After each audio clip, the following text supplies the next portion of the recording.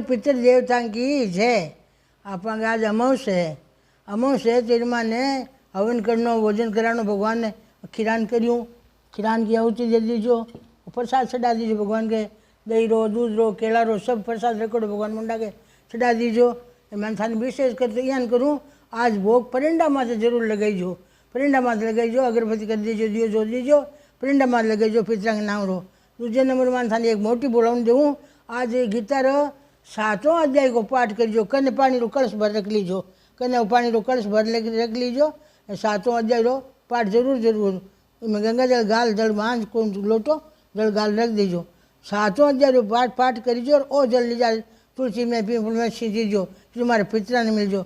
7वां अध्याय रो मतलब वो है कि पितरा अर्पण करानी तो कोई अकाल मृत्यु मरोड़ो है नहीं, कोई शराब खार, कोई फांसी खार, कोई अकाल मृत्यु है नहीं जगह रो गति वे। तो 7वां अध्याय पाठ जरूर जरूर करजो गीता रो। ये बात विशेष कर बात सांगो मैं भेज रही हूँ। बोल शिवान की जय।